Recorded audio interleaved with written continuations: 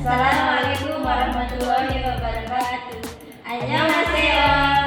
Jone, Siti Puspita dari Imnida. Jone, Sifali Hayati Imnida. Kami dari Kelompok 9 akan menjelaskan mengenai pengembangan kurikulum Korea Selatan. Selamat menyaksikan.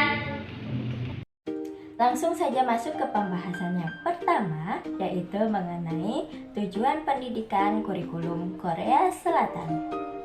Tujuan pendidikan kurikulum Korea Selatan yaitu untuk menanamkan rasa nasionalisme dan penghargaan terhadap kedaulatan nasionalisme.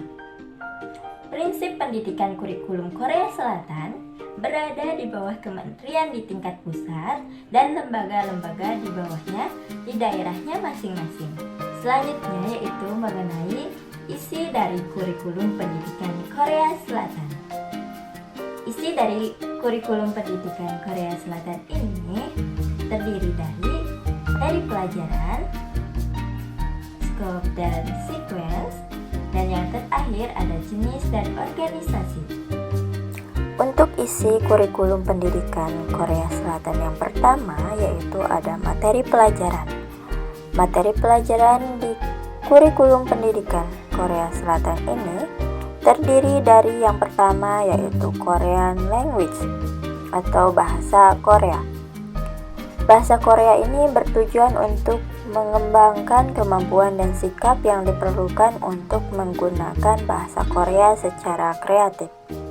Yang kedua ada matematik atau matematika, yaitu pelajaran atau mata pelajaran yang berhubungan dengan konsep atau logika. Yang ketiga ada seni praktis atau teknologi dan ekonomi rumah. Yang keempat ada sains, yaitu ilmu pengetahuan tentang kurikulum dasar umum nasional yang dirancang untuk semua siswa dari kelas 3 hingga 10. Yang kelima yaitu ada physical education, yaitu pendidikan jasmani. Adalah subjek yang berupaya untuk memahami diri dan dunia melalui berbagai kegiatan fisik. Yang ketujuh, ada musik.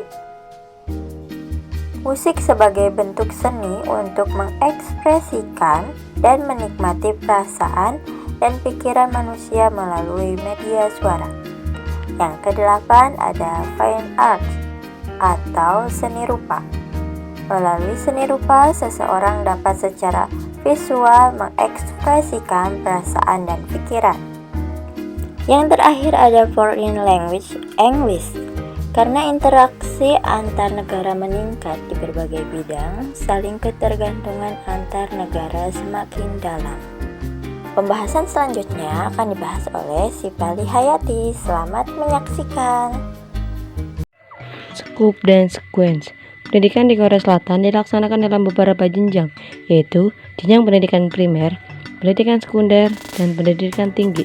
Pendidikan primer di Korea Selatan diwajibkan untuk anak-anak berusia 6 sampai 12 tahun. Prosesnya dilaksanakan di taman kanak-kanak dan sekolah dasar. Pendidikan sekunder usia 12 sampai 18 tahun di Korea Selatan idealnya dilaksanakan selama 6 tahun, yaitu 3 tahun di sekolah menengah pertama dan 3 tahun di sekolah menengah atas atau sekolah-sekolah kejuruan. Sistem pendidikan dasar di Korea Selatan adalah 9 tahun, terdiri dari 6 tahun SD dan 3 tahun SMP, 3 tahun pendidikan menengah atau SMU, dan 4 tahun universitas. Jenis dan organisasi. Kurikulum di Korea Selatan dikeluarkan oleh KAIS atau Korea Institute of Curriculum and Evaluation dengan kurikulum standar meliputi bahasa Korea, kesenian, kode etik, ilmu pengetahuan sosial, matematika, ilmu pengetahuan alam, pendidikan, kesehatan dan jasmani, musik, bahasa asing atau Inggris. Pada level nasional, tanggung jawab pendidikan ada pada Kementerian Pendidikan, Ilmu Pengetahuan dan Kebudayaan.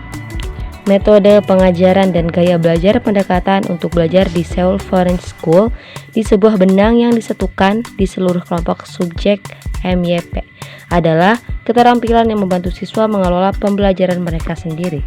Evaluasi. Evaluasi pembelajaran kurikulum Korea Selatan, siswa dinilai di semua tingkatan menggunakan tes berbasis sekolah, bukan penilaian nasional. Pilihan ganda. Korea Selatan memiliki sistem penilaian yang disebut penilaian nasional prestasi pendidikan atau NAIA. 1. Mengevaluasi kelayakan untuk pelayanan khusus. 2. Melalui keterampilan akademik dan bakat untuk belajar. 3. Tentukan perkembangan sosial emosional dan status kesehatan mental. 4. Mengevaluasi lingkungan belajar. Hanya itu yang bisa kami sampaikan. Semoga bermanfaat. Wassalamualaikum warahmatullahi